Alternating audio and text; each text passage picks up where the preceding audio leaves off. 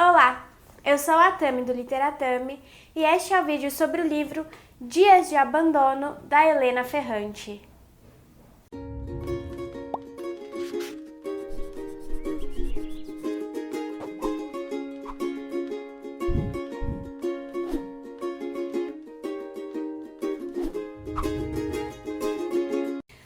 Uma tarde de abril, logo após o almoço, meu marido me comunicou que queria me deixar.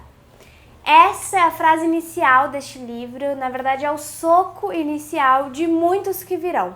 Essa narradora em primeira pessoa é a Olga, a protagonista desse livro. Ela já está casada com o Mário há 15 anos, eles têm 2 filhos e um cachorro, e de uma hora para outra, aparentemente, ele decide que vai embora. Então a gente começa a ler a história da Olga contada por ela mesma. Ela nos diz que sempre foi uma pessoa com muito medo dos excessos, bastante nervosa e alguém que sempre evitava as grandes e bruscas movimentações, justamente porque ela gostava de ter as coisas ali como elas eram, sabe? Sem grandes mudanças. Então ela sempre engolia as suas próprias emoções, buscando mantê-las e se manter sob controle. Isso, em certa medida, fazia com que ela se sentisse um pouco superior às outras mulheres extravagantes ou escandalosas que demonstravam muito as suas emoções. Mas de uma hora para outra, diante dessa situação da partida do marido, ela acaba percebendo que não é mais capaz de conter todos os seus sentimentos como ela costumava fazer antes. Então sim, esse é um livro que parte de um enredo bastante clichê, daquela história que a gente já ouviu várias vezes, sempre o homem que parte, que deixa a sua família, a sua esposa, sem nenhum rastro e também sem nenhuma dificuldade ou remorso, enquanto a mulher fica ali sendo tratada sempre de acordo com a sua relação com este homem que partiu, né? Ela passa a ser vista como uma coitada, às vezes até como uma mulher insuficiente que não foi capaz de manter a sua relação, o seu casamento, né? Mas se você conhece a Helena Ferrante, você sabe que até mesmo os clichês viram uma coisa extraordinária nas mãos dessa mulher. A Olga é uma personagem que tem na sua memória um fantasma do passado, de quando ela era criança.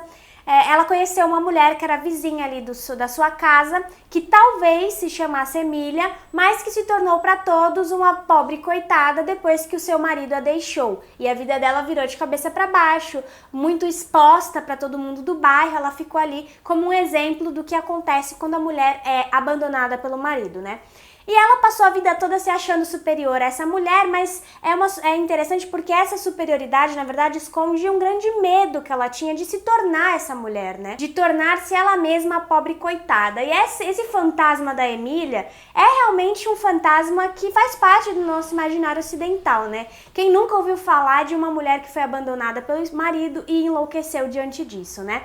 Então, ela se vê ali culpada pelo fim do seu relacionamento, porque a situação se desenha para ela desse modo, para que ela se sinta desse modo, e ela então se torna aquela mulher abandonada que realmente toma algumas atitudes exageradas, pode mesmo ser vista como histérica, como enlouquecida, e que finalmente vai ganhar certo protagonismo, né, na literatura. A gente vai agora, por mais que essa seja uma história clichê, é daí que parte a singularidade dos Dias de Abandono, né, porque ele aproveita o enredo já muito trabalhado para construir a partir daí uma história única no sentido de uma história singular, ao mesmo tempo em que amplamente compartilhada. Para nós, na teoria, é muito fácil dizer que uma pessoa não tem obrigação de ficar com a outra, que essa história de ser abandonada, né, uma pessoa adulta pensar desse jeito, é uma bobagem, afinal, todo mundo é livre para seguir os seus próprios caminhos, mas ainda assim, a Olga é uma mulher abandonada porque ela que narra pra gente, é assim que ela se sente, né? Esse é o sentimento que ela tem e, aliás, é um sentimento totalmente compreensível porque a gente sabe que na prática os sentimentos nem sempre correspondem à teoria, né? E além disso, o Mário de fato abandona a sua família, né? Ele vira as costas para todas as responsabilidades que ele assumiu como parte do casal. Então não é justo dizer, mas ela se sente abandonada, o problema é dela, porque todo mundo sabe que as pessoas são livres e tal. Porque ele tinha responsabilidades afetivas, ele tinha responsabilidades como pai e ele dá as costas para isso tudo e simplesmente vai embora. Uma das especificidades da narradora mulher, né, é que uma das primeiras preocupações que ela tem, que ela carrega como possível razão para que o seu marido a tenha deixado é a obrigação estética com a qual talvez ela tenha falhado. Logo no início, aqui na página 37, ela vai descrever pra gente um diálogo que ela teve com o marido. Ela diz o seguinte, ó: não sei direito o que ele disse. Pra ser sincera, acho que ele deve ter dito algo sobre o fato de viver juntos, dormir na mesma cama, que o corpo do outro se torna como um relógio, um medidor, disse. Usou essa expressão, um medidor de vida que vai embora deixando um rastro de angústia. Mas tive a impressão de que quisesse dizer outra coisa. Certamente eu entendi mais do que ele havia dito e com uma crescente e calculada vulgaridade que ele antes havia tentado recusar, eu o calei falando lentamente. Você quer dizer que eu te angustiava? Quer dizer que dormindo comigo você se sentia envelhecer? A morte, você a media na minha bunda, como era gostosa antes e como tinha ficado agora? É isso que você quer dizer? Então, em primeiro lugar, ela se sente culpada pela escolha do marido, por mais que ela tenha largado a sua própria carreira para cuidar da casa, dos filhos, tenha estado sempre presente ali durante aqueles 15 anos, ela ainda se sente culpada. E a primeira possibilidade que passa pela cabeça dela é que ele a tenha deixado por conta do envelhecimento do seu corpo, né? Ela acha que se ela tivesse se mantido jovem, como se isso fosse possível, talvez ele não fosse embora. Isso revela uma especificidade muito grande da narradora enquanto mulher, né? Porque essa é uma obrigação que recai sobre nós, uma expectativa que recai sobre nós, que nós sempre tomemos muito cuidado com a nossa beleza, com o nosso corpo, para realmente agradar o nosso parceiro, né? E esses tipos de revelações tão profundamente femininas são muito fortes aqui nesse livro. E a Olga gradualmente vai aceitando ou lidando, pelo menos, com essa sua nova condição de mulher abandonada. E ela é uma mulher duplamente abandonada porque o Mário vai a deixar e ela mesma se abandona, né? Na verdade, esse autoabandono já acontecia desde antes da saída dele de casa, porque ela realmente abriu mão de si mesma e se abandonou em prol do relacionamento, né? E se a gente pensar que esse livro foi publicado no início desse século, do século 21, né, lá pelos anos 2002, se eu não me engano, ou pelo menos na primeira década dos anos 2000, e a personagem aqui tá na casa dos 40 anos, a gente pode enxergar isso, sim, como um problema geracional mesmo, né? Tem toda uma geração de mulheres que foi criada para acreditar que a sua única felicidade viria com o casamento, viria com a presença de um homem dentro de casa. E quando o marido dela decide ir embora, ela então se sente uma falha completa, né? Afinal, ela abriu mão das suas próprias particularidades em prol daquela relação a dois. A gente vai acompanhando a Olga adquirindo ou tentando adquirir uma espécie de resistência a toda a loucura, a toda a melancolia que se abate sobre a vida dela depois dessa decisão do Mário. Então, estão descritos ali todas as fases, né, pós-término de um relacionamento ainda tão longo, e ela tem que resistir a tudo aquilo que brota principalmente de dentro de si e que ela precisa combater para continuar sendo uma pessoa íntegra e não uma pobre coitada como o fantasma da Emília, né? Então, além de todos os inimigos internos que ela precisa enfrentar, há também essa assombração da mulher de Nápoles, né, essa vizinha. E essa, aliás, é uma característica da obra da Ferrante. Recentemente eu terminei de ler a tetralogia napolitana e parece que há sempre um fantasma de Nápoles que se manifesta nas personagens, na vida delas. E é difícil para Olga se livrar da imagem dessa mulher abandonada que a persegue desde sempre. É uma imagem muito vívida na cabeça dela, que praticamente vai se apropriando do seu corpo, vai despontando em seus gestos, em suas expressões, e ela precisa eliminar isso, né? Então, a vida dela acaba se tornando completamente desordenada, desorganizada, são termos que a Ferrante usa para descrever. Ela perde realmente todos os contornos, as determinações lúcidas da vida, e ela tem que lidar com tudo isso junto da responsabilidade de cuidar dos filhos, sabe? Ela tem de cuidar deles enquanto a dor da memória martela o seu corpo todo, o tempo inteiro. E existe uma parte do livro que é justamente em relação... É um momento em que ela precisa dar atenção aos filhos e ao mesmo tempo ela tem que lidar com esse desordenamento total de si. E, gente, essa é uma parte muito angustiante, sabe? A gente lê assim, dá uma agonia, porque tem um perigo ali fatal, iminente, e é quase uma tortura ler isso, a gente fica muito ansioso e achando que tudo vai dar errado. E nesse momento também desponta, reaparece todo um problema que essa personagem tem em relação com as chaves, né? O objeto-chave. Aliás, os objetos aqui são interessantíssimos enquanto contadores da história, mas a chave é uma metáfora assim poderosíssima que a Ferrante usa, porque ela precisa, não só essa personagem precisa e tem dificuldades não só em encontrar a chave certa, mas também o modo certo de manuseá-la para que ela abra as portas que a prendem e a sufocam no abandono. Então tem uma metáfora toda aí construída que sintetiza muito bem o sentimento dessa personagem durante os dias de abandono. Ela vai nos descrever longos períodos de entorpecimento seguidos de súbitas e violentíssimas explosões de lucidez dolorosa. E essa violência, todo esse ódio, né, a gente sente isso pelas palavras que ela escolhe, pelo léxico e pelo modo com que ele se organiza para formar as frases. Ela tem muita raiva dentro de si. Tudo aquilo que ela tanto guardou durante toda a vida, de repente explode, né? Não tem mais, a barreira foi destruída. Então, e a Ferrante, ela é uma excelente contadora de histórias, né? Ela domina essa matéria da palavra como poucos, eu acho, assim, sobretudo quando se trata de descrever personagens mulheres e as suas emoções, tanto que dizem que a gente não sabe quem é Helena Ferrante, mas tem que ser uma mulher, porque não é possível que um homem escreveria com tanta propriedade os sentimentos tão femininos, digamos assim. E assim como a narradora da tetralogia napolitana, a Olga também é uma narradora sincera demais. Ela tem uma sinceridade que ao mesmo tempo nos assusta e nos enlaça. A gente se torna cúmplice dela, sabe? A gente se compromete a ela de um modo até perigoso, porque essas narradoras em primeira pessoa são sempre questionáveis, né? Mas a gente passa grande parte do tempo, aliás, o livro inteiro grudado, né, colada a ela, sem nem refletir praticamente, tamanho o efeito da honestidade e da franqueza absolutas que ela dissemina no seu discurso. O que também garante que a gente se identifique bastante com os sentimentos que ela expressa. E é curioso porque essa mulher, que, como eu disse, que sempre foi muito equilibrada, que sempre conseguiu esconder, engolir as suas emoções, impedir os seus impulsos e se manter ali, né, bem reguladinha, de repente passa a pensar, a falar e a expressar obscenidades.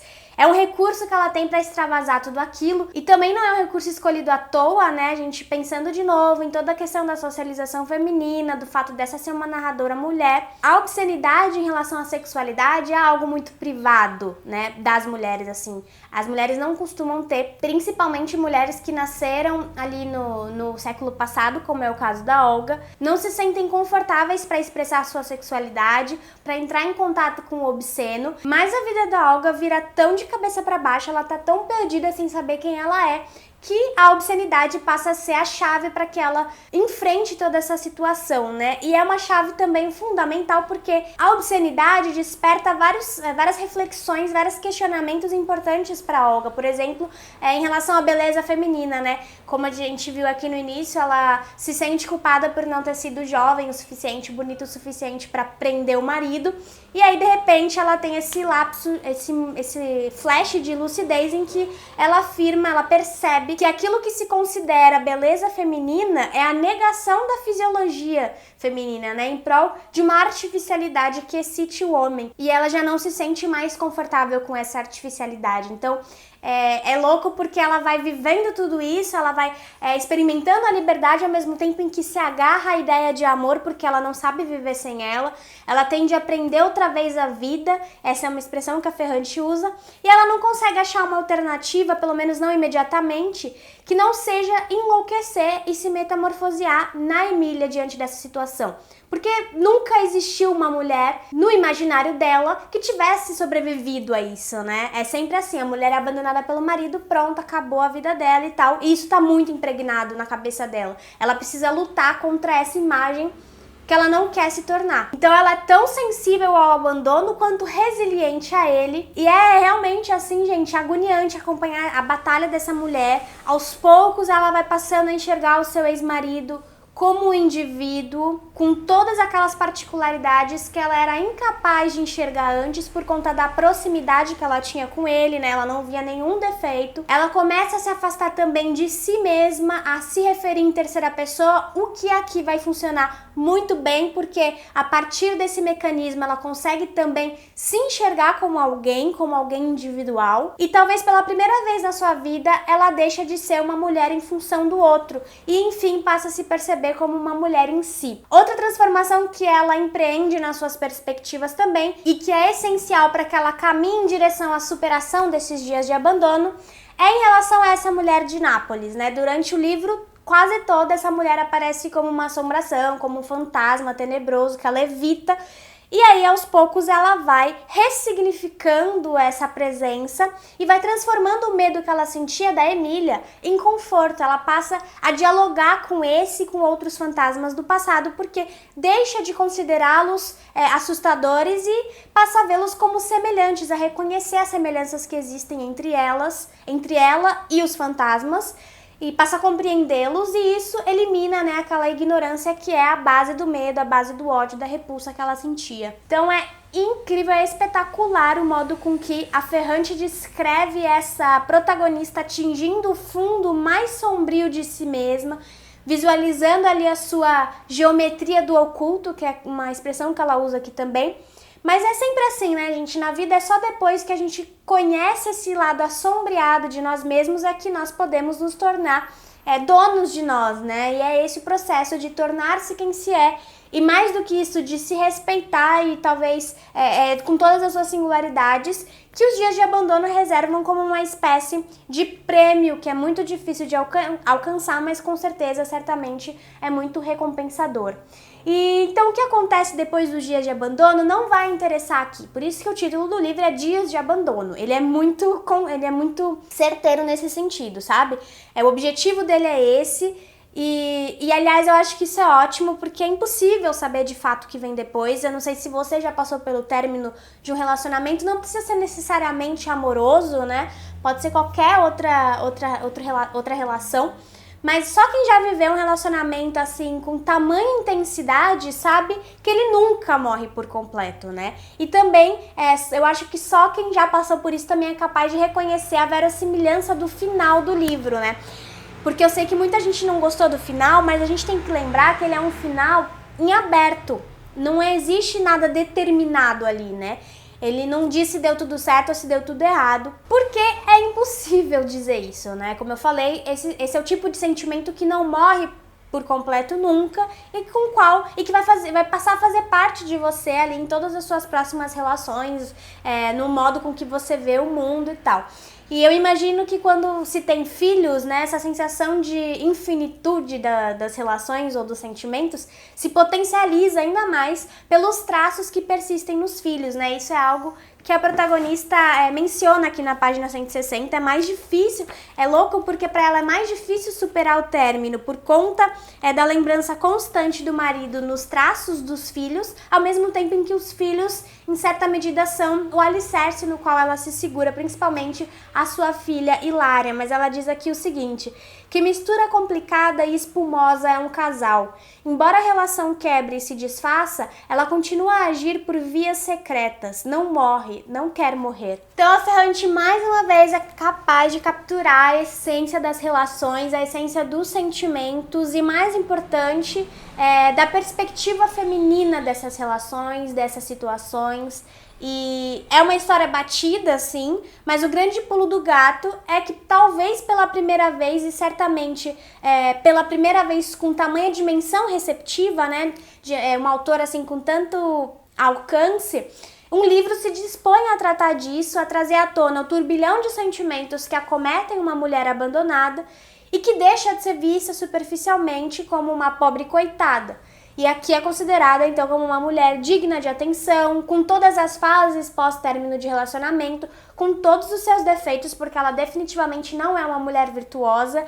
E isso é importantíssimo, né? Que as pessoas sejam descritas de fato com a complexidade que elas contêm. E é isso que a Helena Ferrante vai fazer aqui. Explicar também as razões para a manifestação dessas reações que fazem parte do estereótipo da mulher abandonada. Ela tem sim reações histéricas, tem sim reações exageradas, mas a Ferrante vai na raiz dessas reações, sabe? Ela explica o porquê, não é um simples julgamento. Agora, se você tem expectativa de encontrar aqui uma Lenu ou uma Lila, você não vai encontrar, isso não vai acontecer, tá? Porque são personagens muito diferentes e eu acho que isso, na verdade, é um grande talento da Ferrante, porque ela é capaz de dar vida a personagens super distintas.